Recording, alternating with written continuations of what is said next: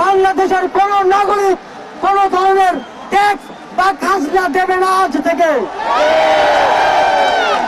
বিদ্যুৎ বিল, পানির বিল, কোন ধরনের ইউটিলিটি বিল আর পরিশোধ করা হবে না।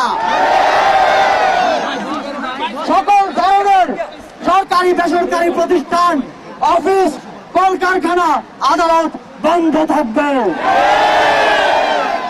আপনারা কেউ অফিসে যাবেন না, তবে মাস শেষে বেতন নিতে যাবেন। শিক্ষা প্রতিষ্ঠান সমূহের সকল কার্যক্রম অনির্দিষ্টকালের জন্য বন্ধ থাকবে। প্রবাসীরা ব্যাংকিং চ্যানেলে কোন প্রকার রেমিটেন্স পাঠাবেন না।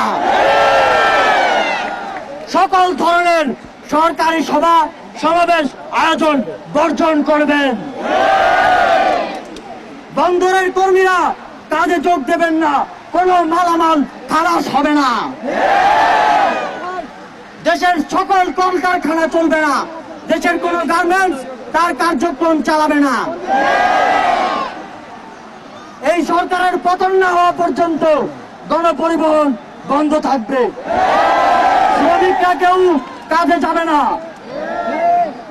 আগামী রবিবার এবং প্রতি সপ্তাহের প্রথম দিন রবিবার শুধুমাত্র ব্যক্তিগত লেনদেনের জন্য ব্যাংক খোলা থাকবে।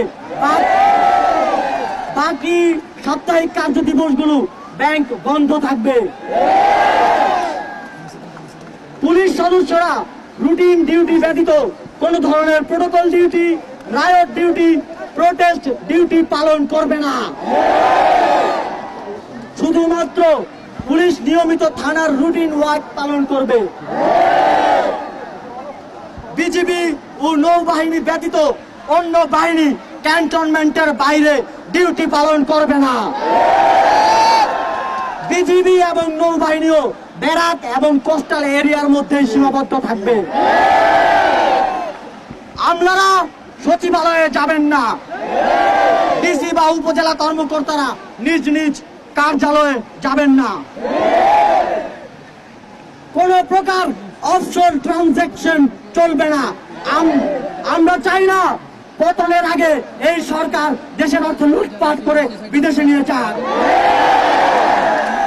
বিলাস দ্রব্যের দোকান, শোরুম, মার্কেট সবকিছু অনির্দিষ্টকালের জন্য বন্ধ থাকবে।